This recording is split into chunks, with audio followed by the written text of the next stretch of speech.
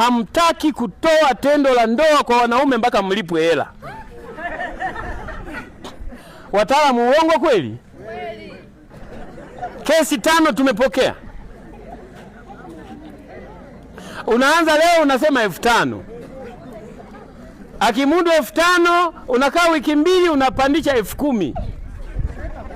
Na ndoa nyingi sasa hivi zinataka kusambaratika kwa sababu ya kina mama kuwachaji wanaume. Na wahamu ya wakozi wapene Njombe hapo hana vifilisi.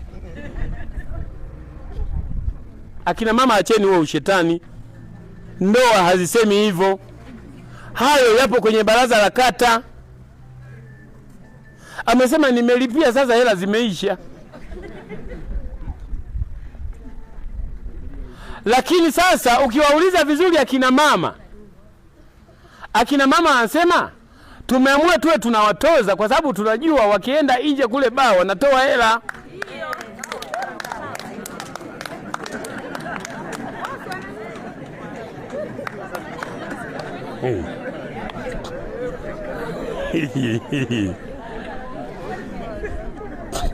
Kule nje wanatoa 20, 15, 10. Na akina mama sasa wanataka na wenyewe kulipwa. Yawa mama, weza waombwa?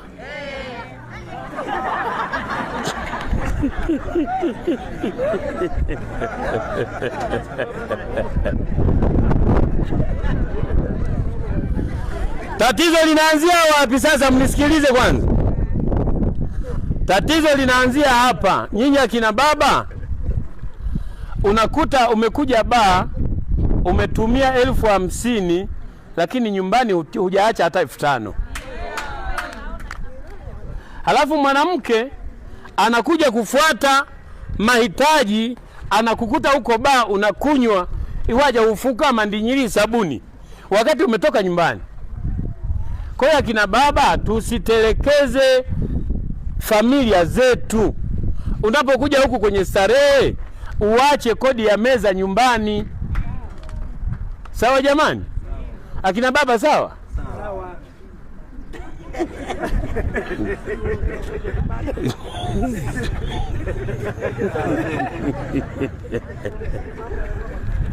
Kwa hiyo jamani, ili mambo yaende ni lazima tutunze na kutuache hela ya chakula na mahitaji nyumbani kwa wake zetu.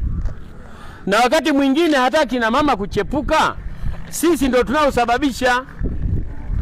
Sasa kama anajua kabisa wewe hutoi hela na akienda mlango wa pili atapata hela, lazima ataenda kuchepuka.